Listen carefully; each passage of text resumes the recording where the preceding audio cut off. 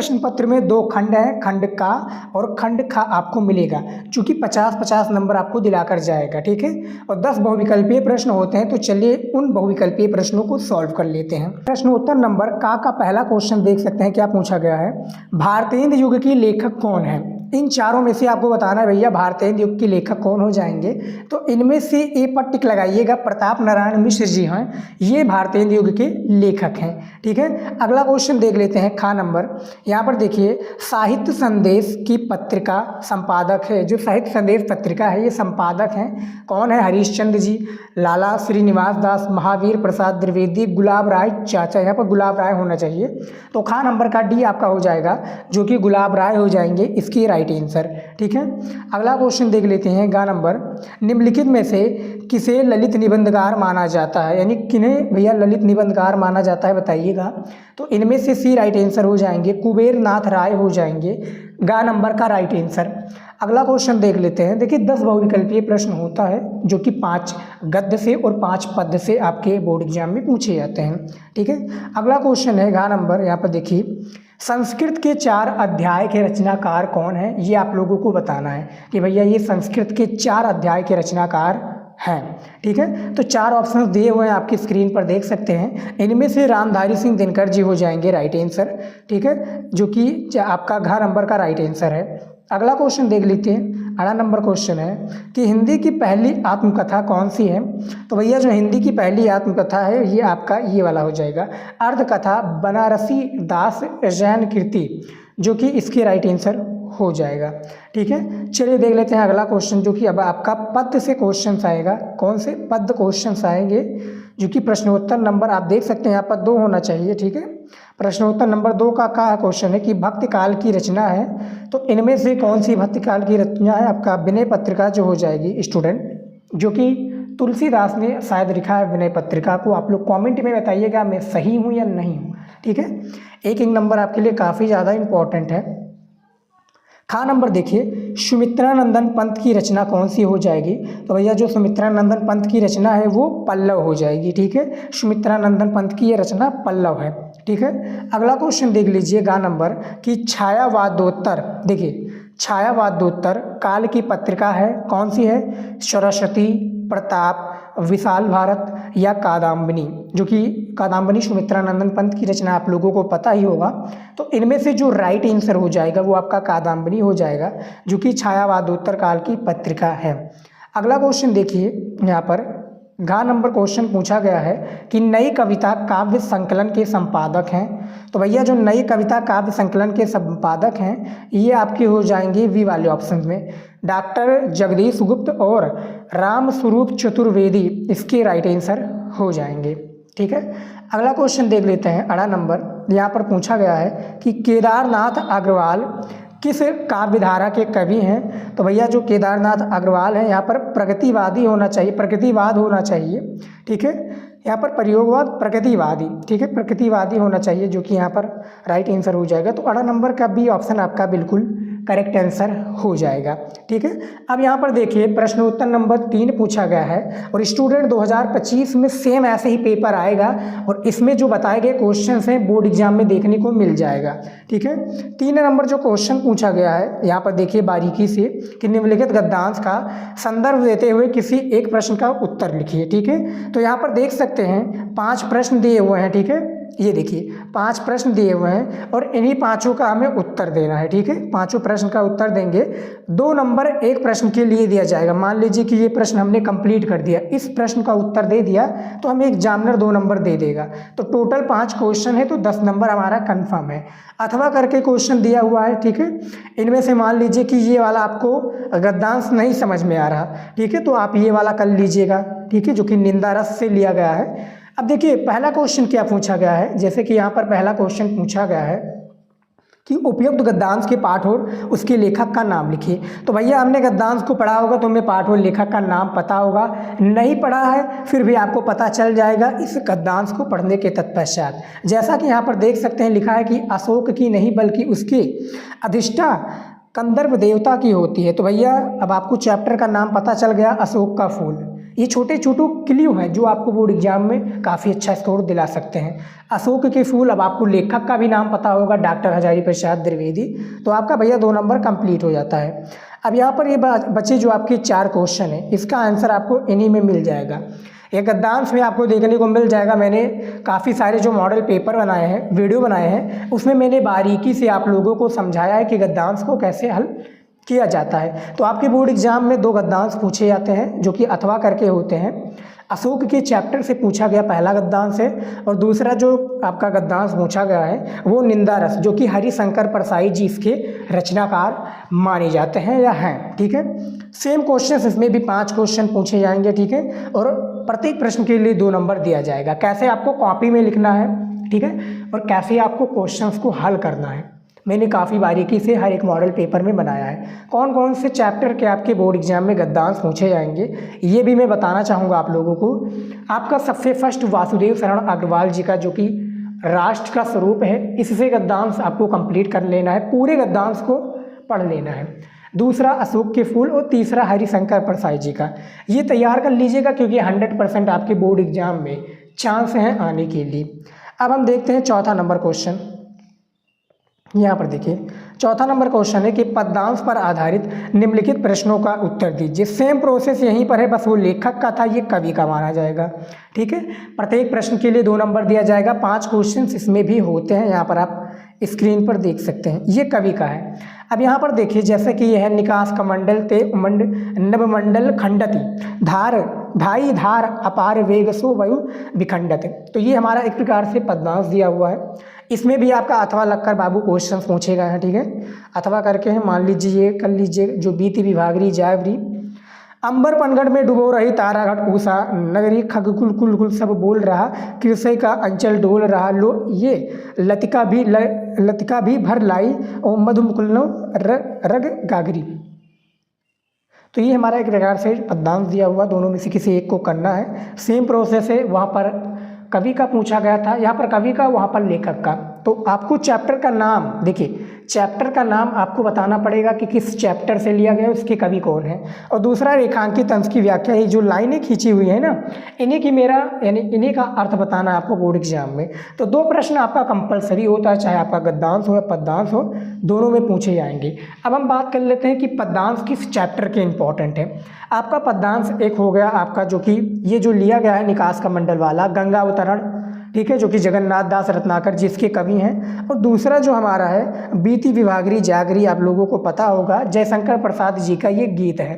ठीक है, जयशंकर प्रसाद जी का ये गीत है, जो शीर्षक है पाठ से लिया गया है, ये हिंदी का। अब देखिए बात करूं तो मैं कौन कौन से पद्यांश इंपॉर्टेंट है। एक आपका हो गया भारतेंद्र हरिश्चंद्र जी का, जो कि यमुना छवि। दूसरा गंगा अवतरण।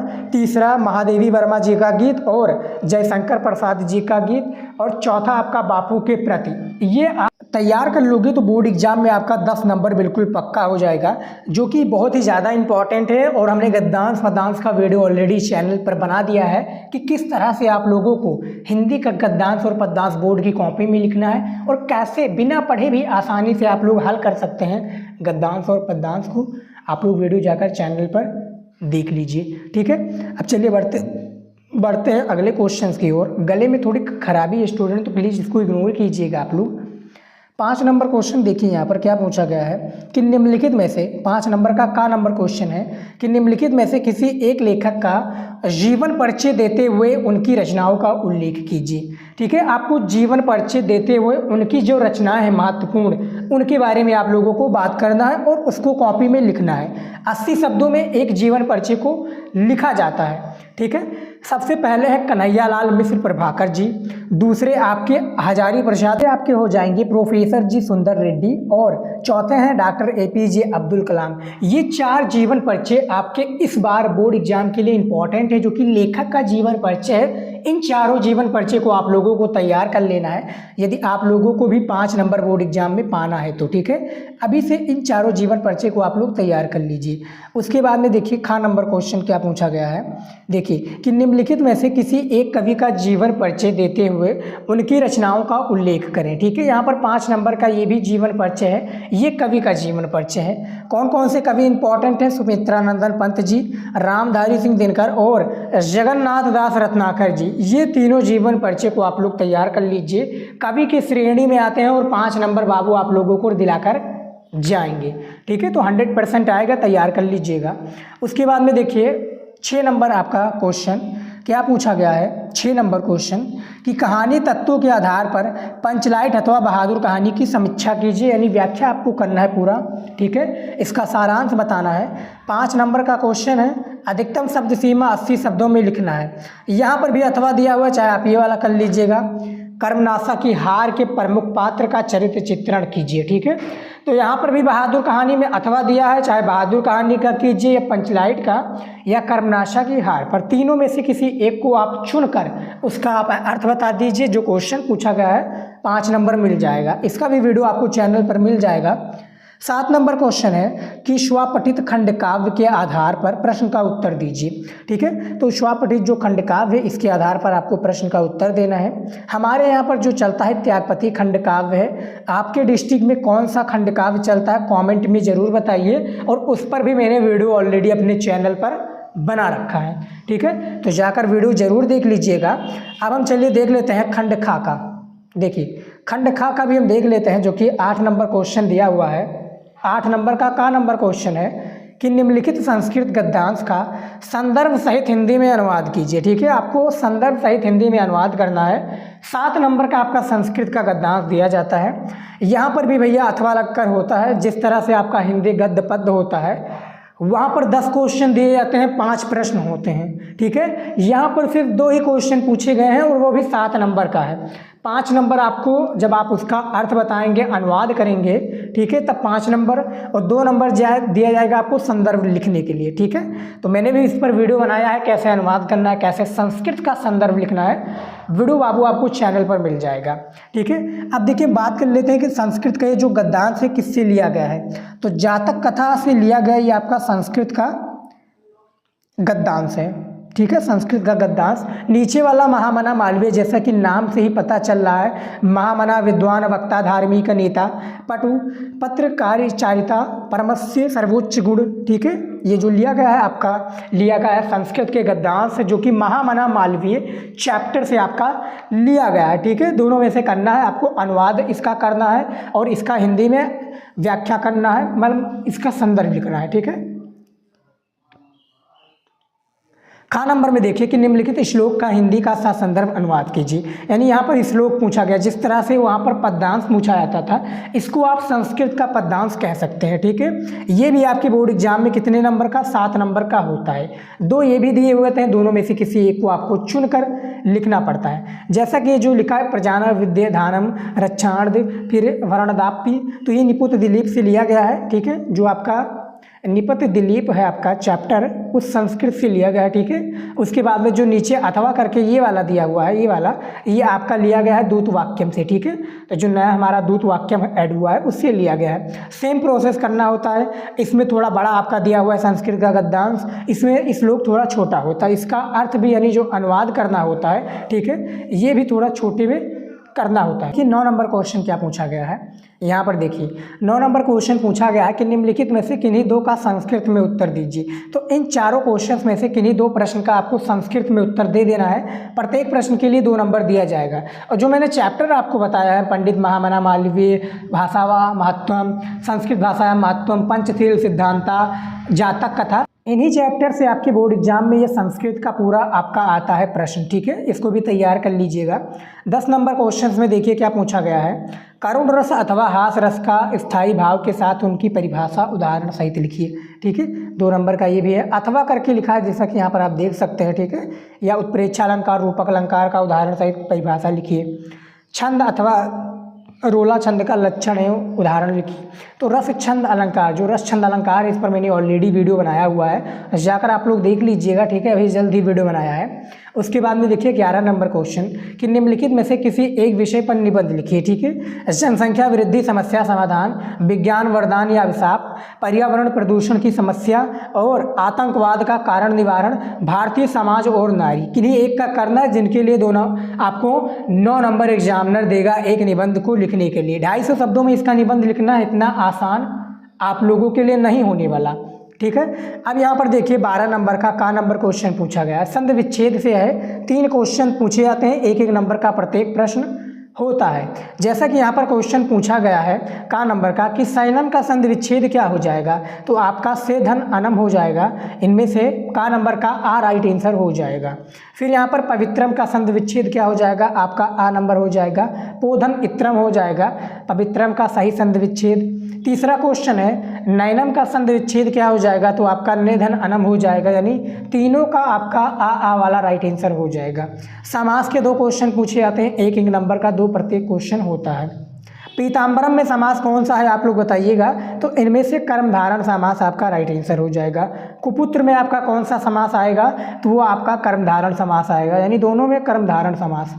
13 नंबर क्वेश्चन पूछा गया है कि श्रीमती शब्द में प्रत्यय कौन सा है, तो आपका मतुप हो जाएगा, यानी आ वाला राइट आंसर। उसके बाद में देखिए नित्वा शब्द में प्रत्यय कौन सा हो जाएगा, तो आपका सा हो जाएगा कत्वा, जो कि प्रत्यय भी 2 और समास भी 2, लेकिन संधि विच्छेद आपका 3 प्रश्न एक एक नंबर का होता है। अब देखिए यहाँ पर का नंबर कि रेखांकित पदों में से किसी एक पद में विभक्ति तथा संबंधित नियम लिखिए, ठीक है।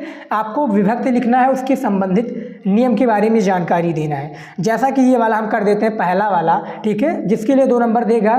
तो ग्राम परिदा उपवन संध, यानी गाँव के सब और क्या है उपवन है। तो जो बेसिकली क्वेश्चन पूछा गया, जैसे कि पहले वाला हमने बता दिया कि ग्राम परिदा उपवन संध, यानी गाँव के सब और उपवन है। यहाँ पर क्या पूछा गया, विभक्ति। विभक्त आपका द्वितीय हो जाएगा, ठीक है, पहले नंबर क्वेश्चन का राइट आंसर में। इसका नियम यानी सूत्र क्या हो जाएगा, तो अबिता परता समया निक्सा हा प्रतियोगी, इसका सूत्र हो जाएगा, ठीक है।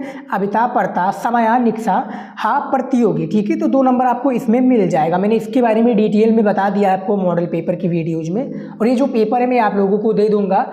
आप इंस्टाग्राम पर मैसेज कीजिए या चैनल व्हाट्सएप चैनल ज्वाइन कर लीजिए, टेलीग्राम पर भी ज्वाइन कर लीजिए, ये मैं पेपर आपको दे दूंगा। तो इन तीनों में से किसी एक को करना था।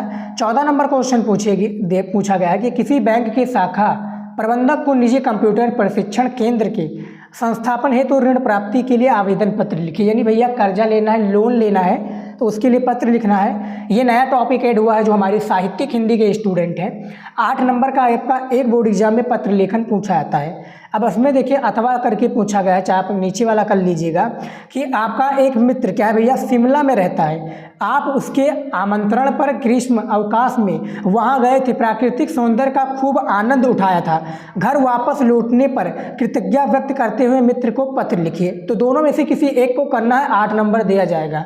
तो आप लोग स्टूडेंट देख सकते हैं पूरा मॉडल हिंदी का मॉडल पेपर सॉल्व कर दिया है। ये मॉडल पेपर चाहिए तो वीडियो